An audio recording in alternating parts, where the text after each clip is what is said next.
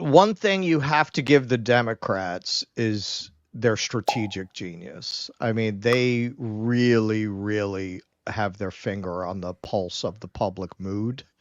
And yeah, they're not in any way in the role of Wile E. Coyote, re Trump's roadrunner, with every effort to destroy his campaign. So they did what almost nothing else you could imagine might have done. They basically brought the Never Trumpers, some of them, over to Trump's side with this lawfare in New York. Trump verdict brings GOP skeptics into the fold. Even Tipsy Turtle over there, Mitch McConnell himself, Yeah. came in. The guilty verdict rendered against former President Trump is bringing moderate Republicans and longtime Trump skeptics to his side in a way that Trump's campaign has failed to do for months. Longtime Trump critics, including Senate GOP leader Mitch McConnell and moderate Senator Susan Collins, among others, are rallying to Trump's defense after the verdict. And other Trump-leery Republicans, including Nikki Haley, taking a break from her missile signing tour, Yes. are expected to do so as well. Haley, who said last week she would vote for Trump over President Biden, has so far stayed quiet about Trump's conviction. But prominent Republicans, even some of his biggest critics, say the case brought by Manhattan District Attorney Alvin Bragg was fundamentally unfair. McConnell said after the verdict, the, quote, charges never should have been brought in the first place, and predicted the conviction will be overturned on appeal. I think that's probably true. And Collins said Bragg had blurred, quote, the lines between the judicial system and the electoral system by running for the district attorney's office on a pledge to prosecute Trump. Now, if you remember, that was what the Jamaican dude I interviewed at the Trump rally said. That was part of what really bothered him, that Bragg had expressly run on the promise to convict a political enemy. And yeah, there's that montage out there that's been making the rounds of all of the Democrats talking about how Trump is weaponizing the Justice Department like a banana republic. And here we are. Quote, this decision has the same dramatic effect across the country like President Clinton's impeachment. They are very different scenarios, but both caused a massive rally effect. With Clinton, it was Democrats, and now with Trump, it's Republicans who believe there is judicial overreach, said Ron Bonjean, a Republican strategist and former Senate and House leadership aide. Bonjean said McConnell's surprise defense of Trump is a signal to the other traditional mainstream Republicans to rally behind the former president. Quote, he's giving establishment Republicans permission to be supportive of Trump going into November, he said. Don't worry, we got him exactly where we want him, said Joe Biden. Yeah. Hey, I don't know if this is the correct way to pronounce that name, but I think it should be Ron Bonjean. That's a great name. I think we should just act like it's Ron Bonjean. I mean, you could say Ron Bonjean. That's a great name, Ron Bonjean. We'll go with Ron Bonjean, sure. Ron Bonjean. All right, we'll go with killer name. Senate Republicans in particular recognize their hopes of winning back the majority are riding on Trump's performance in battleground states. This leaves them little choice but to close ranks as Trump faces a possible jail term when he is scheduled to be sentenced shortly before the GOP nominating convention in mid-July. Okay, now that I got to mark on the calendar. I am definitely going downtown to cover that, because that's going to be. No, they're not. No, oh no. And even if they do throw him in jail, he's going to appeal, which means he won't have to serve any time until way after the election. Yeah, no. He's not going to be in jail. They're going to immediately appeal. Yeah. Now, this judge, from everything that we've witnessed, I think he's going to go for jail time. I think there's a good chance he goes for jail time because he's been excessive throughout the trial. I don't see any reason he's not going to be excessive in the sentencing, and he's gonna blame it on Trump violating multiple gag orders, being completely unrepentant. So that's my theory, but that's gonna make him go fight fires in California. Yeah, imagine Donald Trump out there fighting for wildfires for $1 a day or whatever they pay him. Normally, for a New York sentence, you have to serve within the state, but we're sending you to Louisiana. We need more water pressure here. There's no water pressure in this hose. Who designed these hoses? If I were in charge of this, there'd be water pressure. I can't. How am I supposed to fight a fire with this? Who did you talk to about this? Some Bedouins? Yeah. They don't have water in the desert. Yeah. Yeah. No, that is going to be cowbell day. Like going down, because the trial, because it was going on for so long, I went down there and covered it one day. It wasn't all that interesting, but the sentencing day, that is when all the freaks are coming out from both sides of the aisle. Oh, yeah. Bonjean said McConnell's show of support for Trump is, quote, making sure that Republican challengers in battleground states are fully supported from the top of the ticket with Trump. Even former Trump Vice President Mike Pence, who barely dodged a noose the last time the former president was in office, that's editorial content, yes. Who has refused to endorse his former boss, called the verdict an outrage. O'Connell said the more than $30 million the Trump campaign raised after the announcement of the verdict is a good indicator of the unifying effect it would have on what we call base Republican voters, regular Republican voters. A recent New York Times Siena College poll of voters across 6 battleground states found that 49% of respondents did not think Trump would get a fair trial in New York, while 45% thought he would. An NPR PBS NewsHour Marist poll conducted before the verdict came out and published Thursday showed that 25% of Republican respondents said they would be more likely to vote for Trump if a jury found him guilty. That's my favorite thing in this whole article. The same poll found that 67% of surveyed voters nationwide said they would not vote differently in November if Trump were found guilty. This is what we were saying the other day. It's probably a net gain for him in terms of voters. Yeah. GOP senators had predicted before the verdict that a guilty finding could energize GOP voters behind Trump and put Democrats on the defensive. Quote, he might win in a landslide, Senator Rand Paul said last month about the political impact of a guilty verdict on Trump's chances in the general election. It looks so awful. Paul noted that New York's statute of limitations had expired on Trump's falsification of business records, which forced Bragg to combine them with campaign finance violations to bring his case forward. Remember, for anyone who doesn't know, this is a case the Justice Department, which really is the proper prosecuting agency for a case like that, declined to pursue on the campaign finance violations. Quote, what's happened is people realize this is wrong. It's flat out wrong, he said, citing legal scholars such as Jonathan Turley and Alan Dushkowitz, who have strongly criticized Bragg's case. Did I pronounce that right? Dushkowitz? I think so. Turley, a law professor at the George Washington University, predicted on social media the conviction would be reversed on appeal.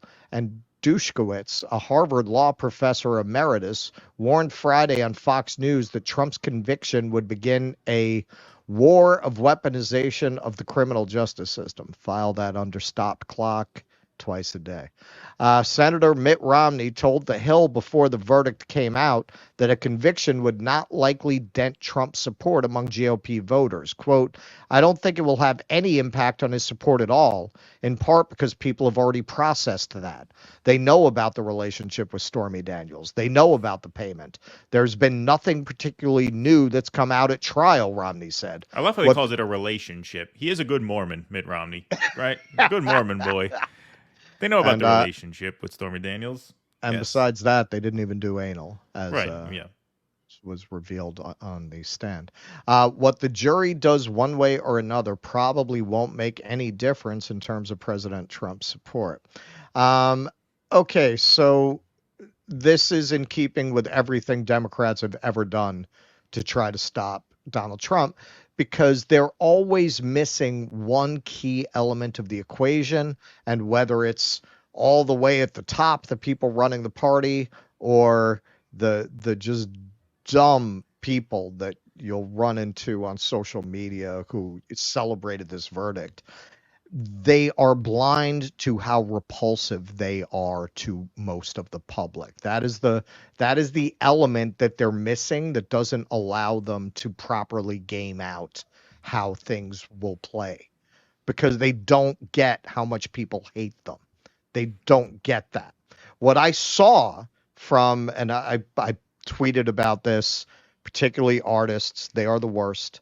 They are the worst. Like, of all the liberal shit libs you can imagine, the worst. Older artists, as we'll see later. There's hope with the next generation, but the older ones, just horrible. Everybody's posting memes of Stormy Daniels. Thanks for taking one for the team. I know artists who met her, who posted pictures of selfies with her, and the whole way that kind of intertwines with the whole liberal class obsession with making sex work acceptable to the masses. Making that in a moment of spiraling wealth inequality the really important thing they want to focus on, making things better for sex workers. All of that kind of comes together in one big stew of repulsive virtue signaling that only makes people. I said this when Trump ran in 2016. Yeah, I'm not going to vote for somebody whose politics I don't agree with out of spite, but I'm not working in a factory in my formerly prosperous, now meth addicted, burned out and depopulated factory town. If I were living like that, I bet you I'd vote for Trump. Because I can see the temptation, and I'm not living like that. A guy at the Trump rally, you just see it very quickly in my footage.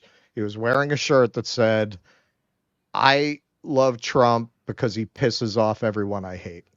I get it. I totally get it. When I saw all of those reactions, I was like, shit, I want to send him a check. I want to send this guy a check right now. They are completely blind to the world that most people live in. They only talk to each other, especially now. Those of you, and I think most of us in the audience and in the chat, most of us kind of came out of the Bernie thing, so we all kind of had that experience of splitting from liberal friends that we thought we had the same politics with. They used to debate you, if you notice. Now, they cut you off right away. They only want to talk to themselves. They only want to talk to each other, and that's why they think this is a good thing. They were all celebrating like this is the end of Trump. And if you had any understanding of what people really think of you, what people really think of people with your politics, you'd know this was the worst thing that could have happened if you want to get rid of Trump. Well, it did consolidate the party to an extent, as this article says. What I always think about when something like this happens is the difference between, the country as it looks online and the country as it actually looks in real life. There was a poll that said 54% of people think that this was the right verdict, which didn't surprise me because the country is just so split. It's just so split, and most of the country doesn't really like Donald Trump. Does that mean it's going to hurt him politically in November? No. I think if anything, it'll be a minor net gain. And I know some of the comments on the last clip we put out about this topic. What do you mean minor? Again, minor because if you look at Twitter, if you look at the most hyper engaged people in the country, they're going to think what we think because they follow this stuff every minute of every day. Right. The average person processes this the way Mitt Romney said they process. He's right. He's like, the average person already knows what they think of Donald Trump. Right. Most of the country doesn't like him, but there's a slice of the country, a considerable slice of the country, that will vote for him anyway, even if they don't like him, because he's better than the alternative.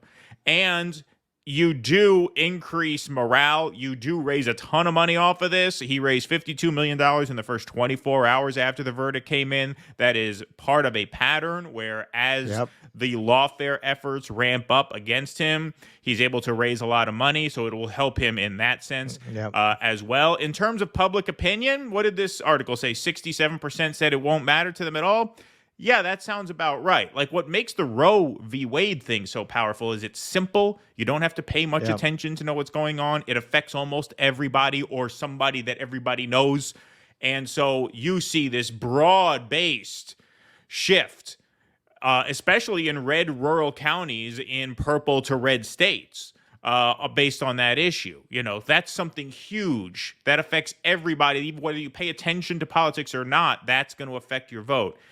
This is not going to affect the vote of most people. If anything, it will consolidate support around Trump within the GOP and boost his fundraising numbers, which overall is going to be a net positive for him. So yes, I think this helps him a little bit. And the fact that you have some of the more never Trump-oriented Republicans coming home to him is significant because, look, you have the diehard grifters like the Lincoln Project people. They're just chasing money. That's not what we're talking about. You're talking about the Nikki Haley. There's nothing in it for them to change. Right. You're talking about the Nikki Haley's, that's a business. The Mitch McConnells, the Republicans who are kind of cool on him. Exactly. For the Lincoln Project, for those people, it's a business. This is just about making money. But for the people that were cited in this article, who are sort of prominent Republicans who are cool on Trump but not out of the camp entirely, yeah, this is going to make them feel like the Trump campaign is more a cause against the Democrats. Right. And therefore, it will strengthen his support with that cohort, I think. Well, and the overall argument is not wrong. This is extremely dangerous precedent to set. And of course, it is going to lead to retaliation. This is what always amazes me when Democrats cross these lines. It's like they think they're never going to be out of power. Right. Like, exactly. Don't you think now they're going to prosecute Biden? I mean, he probably won't know it's happening by then. Right. But you don't think this is going to lead to going after other members of his family beyond Hunter? And I'm not saying unjustly. They're guilty of shit.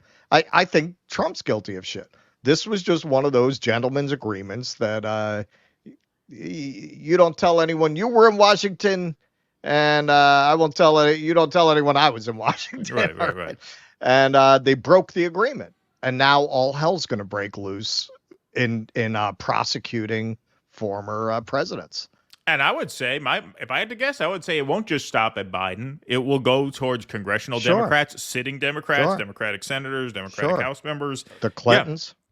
Yep. Maybe they'll try to lock her up after all. Yeah, exactly. Yeah, exactly. The first time I let you off with a warning. Yeah. And who's not going to enjoy that? Right. Yeah. Of course.